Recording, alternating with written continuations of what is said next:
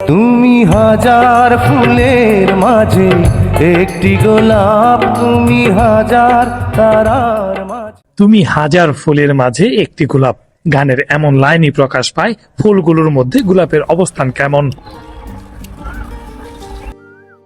আসসালামু আলাইকুম। ওয়ালাইকুম আসসালাম ভাইয়া। কেমন আছেন? হ্যাঁ ভাইয়া, আলহামদুলিল্লাহ ভালো আছি। আপনি কেমন আছেন? এই তো আছি। তো আমি এসে মুগ্ধ হলাম যে আপনার এত বিশাল একটা গোলাপের বাগান। হ্যাঁ, তো কিভাবে পরিচর্যা করেন এইসব বাগানের? এখানে মূলত আমরা চাষ করে থাকি। এখানে আমাদের বিভিন্ন ওই মহিলা শ্রমিক আছে, ছেলে শ্রমিক আছে। আপনি কি এখানে রেগুলারই কাজ করেন? দিনে কত করে দেয় হাজিরা? 300। 300? আচ্ছা আচ্ছা। আপনার কি কাজ কি যে শুধু ডাল বালাই করা? ডাল, তারপরে ফুল কাটা, আচ্ছা আচ্ছা। ফুলও কাটেন? ফুল কাটি, ডাল কাটি, তারপরে আর ঘাস বাছা, মাছ দেয়া।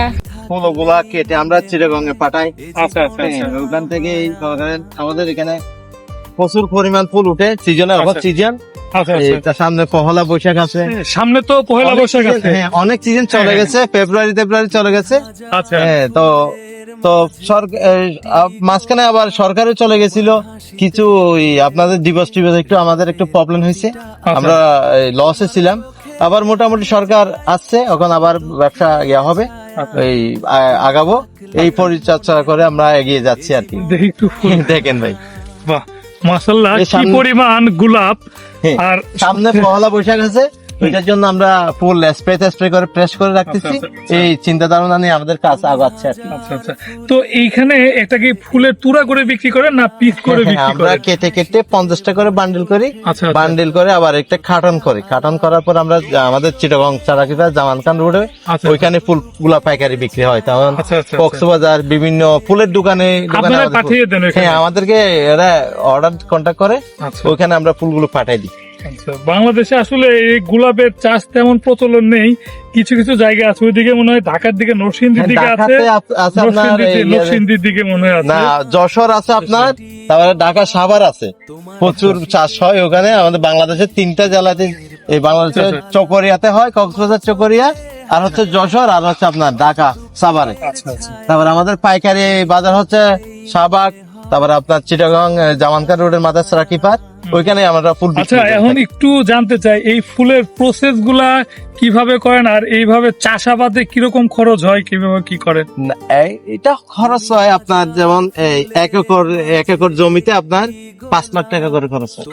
এক একর জমিতে আচ্ছা, এই যে 40 শতকে এক খানিতে আমাদের গ্রামে এই খানি বলি থাকি। আচ্ছা, আচ্ছা, তবে আচ্ছা। 40 শতকে হচ্ছে এক খানি। একখানে, এক খানিতে আপনার 2 লক্ষ 2.5 লক্ষ টাকা করে খরচ হয়। খরচ হয়। তাহলে বিক্রি কত আনুমানিক হতে হ্যাঁ, পারে সিজন হলে? সিজনে? আপনার এই এক একরের সিজনে হয় আপনার এই 60 থেকে 70 হাজার টাকা করে হয়। এক সিজনে 70,000? এক সিজন না, মাসে।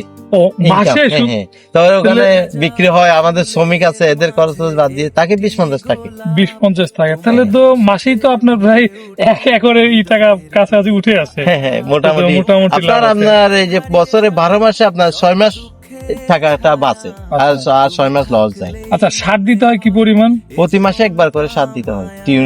টিএসপি, ইউরিয়া, আর ওইগুলাই আমরা দিয়ে থাকি। আচ্ছা। তারপরে বিভিন্ন আপনার এই কীটনাশক ব্যবহারের বিষ।